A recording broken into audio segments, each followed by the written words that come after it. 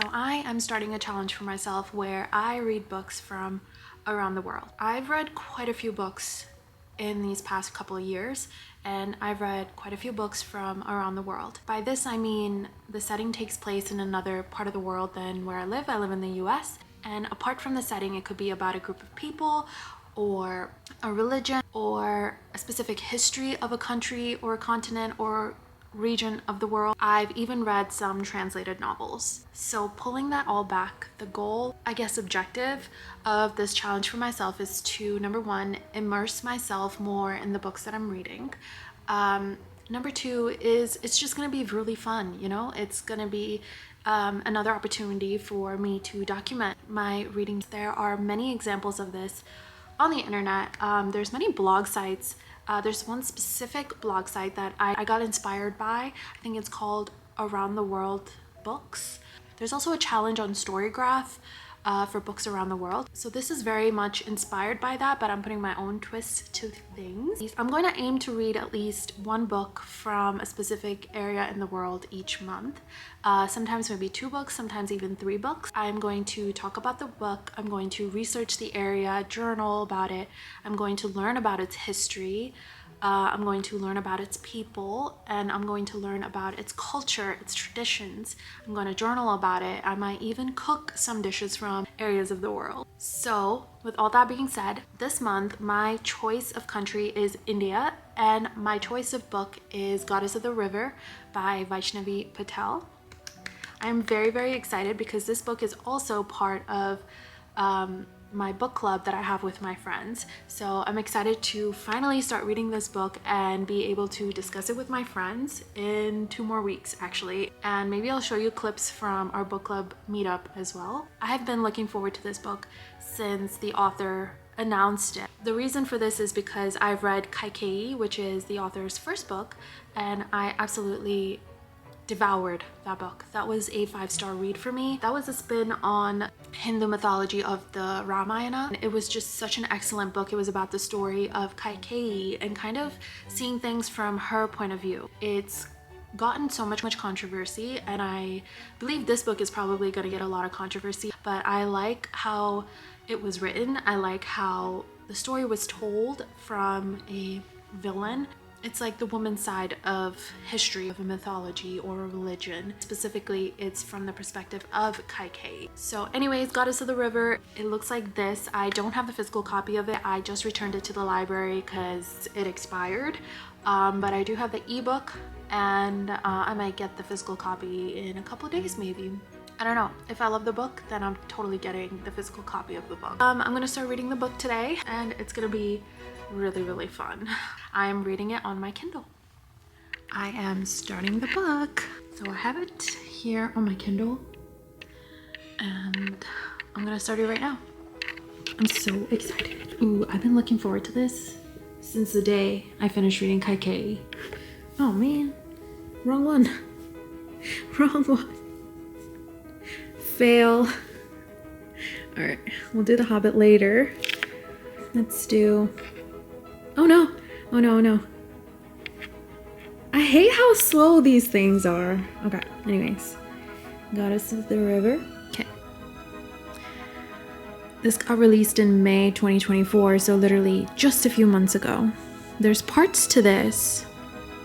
That's cool. So part 1, headwaters. Part 2, confluences. Part 3, rapids. Part 4, delta. Delta. To my father and my husband, 2 men who have become far more than the world expected of them. Okay. That's cool. All right. There's a content warning. That's a great way to start a book, especially a book like this. So, way to go, Vaishnavi Patel. Also, it sucks that she has to put a content warning to begin with, but yeah, I'm glad she did put this. I started the book and I'm about 15% of the way into it. Just a little bit of a heads up. I'm not gonna spoil too much, but there's definitely gonna be spoilers as to like whatever is happening in the book. So far, Ganga, who is the goddess of the river, she's in immortal form now, so she's cursed to be a human. So before she was a human, she was the river. And before the river, she was dropped from the, let's say, heavens, the mountains, and kind of cursed to be a river. So she's just been cursed all around. But basically, she was kind of miserable as a river. She had to watch humans do questionable things, and she just missed the mountains. But she eventually meets like 7 godlings, and they're very mischievous. And Ganga cares for them like they're her own children. She is highly entertained by them. The godlings, they play by the river, they get into their own shenanigans, and it's very cute to kind of read about the 7 godlings and Ganga. But one day they do get into a lot of trouble. A sage who was by the river, he kind of curses them. But not only does he curse the godlings though, he also curses Ganga. And it's kind of unsure how the sage is able to do that. Actually, Ganga is cursed to turn into a mortal form, a human, and she is captured by the king. This is the king of Hastinapur, and his name is Shantanu. The king really likes her. He thinks she looks great. He likes her, he marries her. And she doesn't look like other people of Hastinapur, so the people of Hastinapur kind of see her as this like sketchy person, especially her own caretakers in the castle. They don't really trust her, and they see her as like an outsider. They question her every move almost. Ganga tells everybody she's from the mountains and that there's a curse, and the women of her land were cursed long time ago. They're not able to have children for a while. Like they just have to keep trying to have children, and eventually they can after like many miscarriages. Basically the mortal version of Ganga, aka Janvi, and the king get married. So the sage that cursed Ganga and the godlings, there's another part to that curse. Ganga has to bear the 7 godlings inside of her. She has to give birth to the 7 godlings, then only can they be immortal again. So the godlings have to come out of Ganga, and they basically have to die, I guess, and they become immortal and they become godlings again. When she fulfills that curse, she can be immortal again. Like she can return to being a goddess of the river, you know, divine, and she can have a mortal life. So basically she's a human now, and she has to have a whole bunch of children, and she has to give the children back to the river, and then she can be a river again. So that's where I'm right now. She just got married. She's transitioned into a human. I'm kind of enjoying reading this part. It's really entertaining. We're seeing the struggles that human Ganga, aka Janvi, is going through. I'm gonna read a little bit more and then I'll update you. Hi, I'm like more than halfway done with the book. To be exact, actually I'm 80% of the way done with the book. I'm on chapter 26. The war. There's so much I want to talk about. So I think since the last time I updated the book, there's a lot that happened. So Devarata, who is Ganga's human son, who, you know, the king forced out of Ganga's hands and raised him, he is human. So he is mortal. He grows up and he takes an oath to not take the throne, basically to not be a king. As he grows up, well, when he grows up, he takes on a new name, and that new name is Bhishma. And that took me a while to figure it out too. I was like, who is this Bhishma that keeps coming up in this book? But that's Devrata when he's grown up. And there's a lot of trouble with the royal family. So Bhishma, aka Devrata, he tries to be an honorable man. He doesn't exactly take a wife, he doesn't take the throne, and he tries to just protect his land. You know, he tries to be a good leader. This book is a little bit confusing actually, and I must admit I got like a little bit lost. There was a lot of perspectives. At one point it was first person perspective, and then like suddenly it was like third person perspective, and there was a whole bunch of time jumps from before the war and during the war, and you know, basically the past, this many years into the past, this many years before the war, and the present. So it got a little bit confusing, I must admit. Also, I'm not too familiar with all the gods and immortals, the princes, and basically the story of Mahabharata. I'm not entirely, you know, familiar with it, so it was a little bit confusing for me. This is definitely a different perspective on the Mahabharata. Even though like I'm not too familiar with Mahabharata, I know just a little bit. I really like the side stories.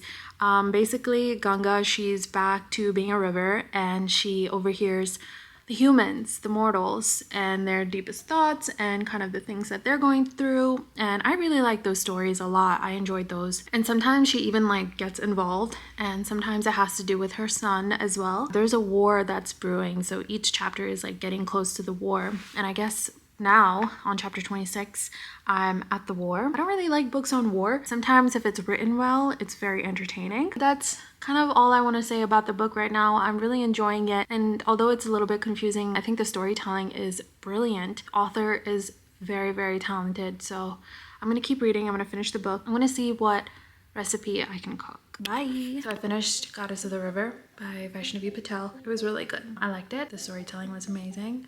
And there was a lot of parts where I was a little bit confused, but overall it was pretty good. And in honor of Goddess of the River, I want to make some dal.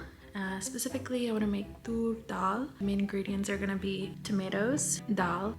Actually, I don't think I'm going to add any other vegetables in there. Sometimes I add spinach, sometimes I add peppers, bell peppers, and other things, but I think today I'm just gonna keep it simple. I'm really craving rice, dal, kind of like crunchy snack, maybe chips, maybe bundi, something like that. I'll show you how I make my version of dal. Let's do it.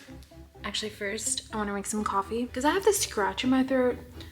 It's been raining every single day this summer, and I got poured on the other day. My throat is scratchy. It's about afternoon right now, so I feel like this is gonna hit. 1, 2.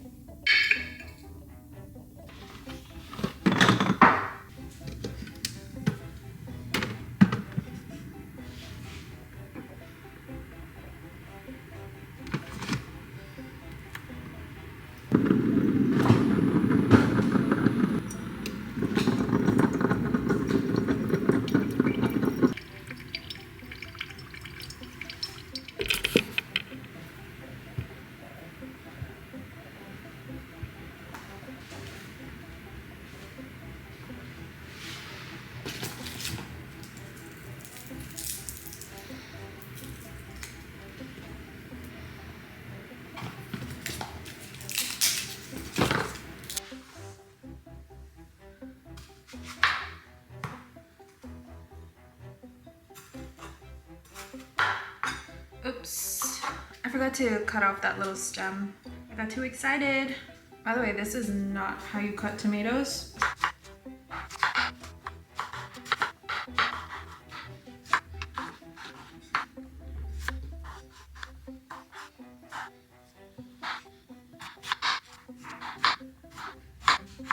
Sorry. I'm just roughly chopping them up because I'm just gonna put them into the cooker anyway, so it's just gonna pressure cook.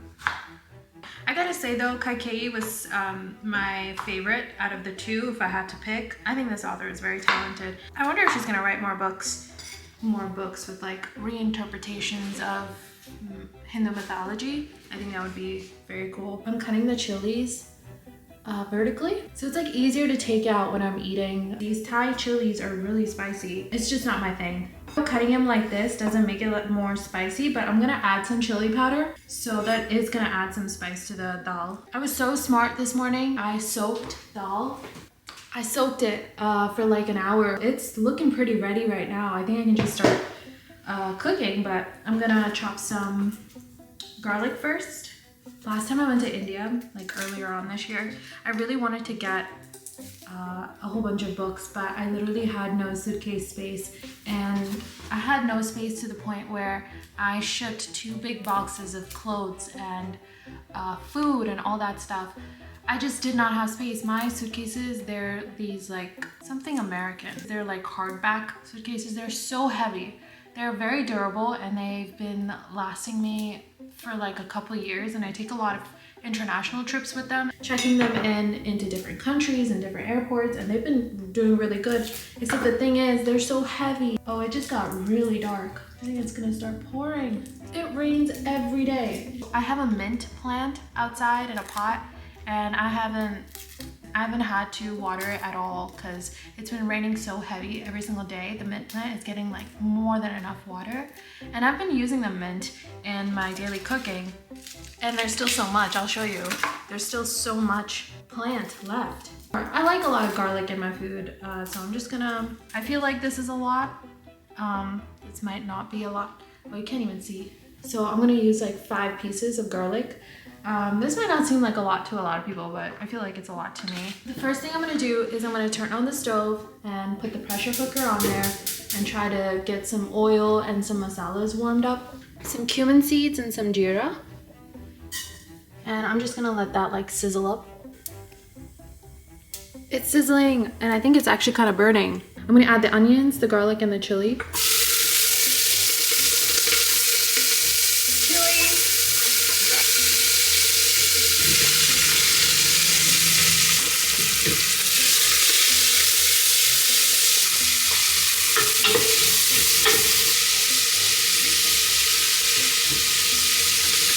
Look at how beautiful.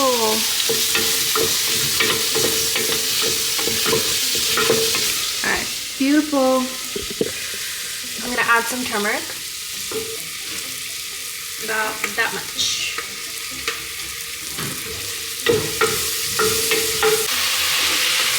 I just added the tomatoes.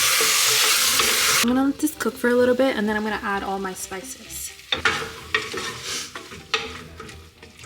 Can you imagine dal on a rainy day, reading an amazing book, feeling like the world is cozy, comfy, comfort food, comfort read, feeling good, some coffee, some chili powder, some salt, some garam masala, just a little bit though.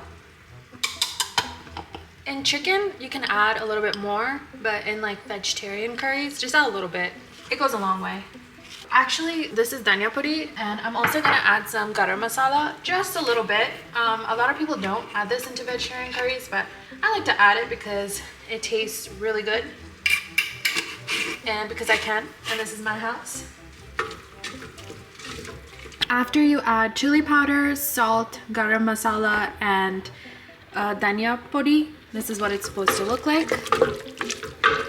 And before that, I added tomatoes, garlic, chili, turmeric, and onions in oil. Before that, I added some cumin seeds and some jeera. And then now I'm just gonna let this cook for a little bit, and then I'm gonna add the soaked tur dal and let that cook for a little bit, like roast up a little bit. And then I'm gonna pour some water in there, the lid, and put it on medium to high for about 2 or 3 whistles, and it should be good. I'm putting the dal in. I actually put in 1 more extra tomato today. I wanted a little bit more of the tomato flavor. Maybe have it taste like sambar, like rasam. It would taste really good in this cold weather. The tur dal soaked up really nice. And I feel like that makes all the difference. I'm adding about this much water into it. I'm not sure how many cups this is. I just kind of eyeball it. Yeah, I think that's good. There's this much left over. Other than if I'm like baking, especially with Indian food, I don't really use exact measuring. If I do have excess food, then I kind of just invite somebody over and we have a meal together. But usually all the food gets eaten. I don't really like wasting food, so none of it gets wasted. I'm gonna let the water heat up just a little bit, and then I'm gonna put the lid on and then let it cook for like 3 whistles. All right, I put the lid on. I'm gonna let that cook, and I feel like I hear the whistle already. But when it blows, you know, it's pretty loud. So I'm gonna wait for 3 of those, and then I'm gonna turn it off. And I'm just gonna let it sit for like 20 minutes, and then I'm gonna open the lid, mix it up a little bit, and then it's good to go.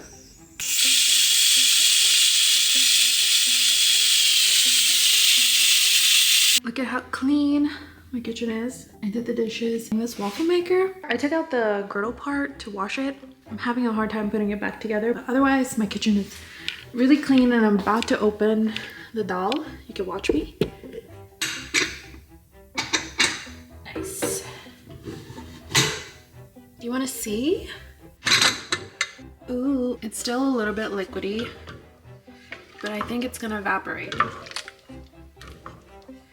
But it cooked really well. Look at that. I have this like dal musher. I'll show you. Sometimes I use this little musher. There's this little button right here, and you just but I'm not going to use it today because it's pretty soft, and I think I want the texture. So I'm going to keep it like that. Let the water evaporate, and then I'm going to eat in a little while. Cool. I already cooked rice, so my rice is done. And my dal is also done, so I think I'm good for lunch and dinner today.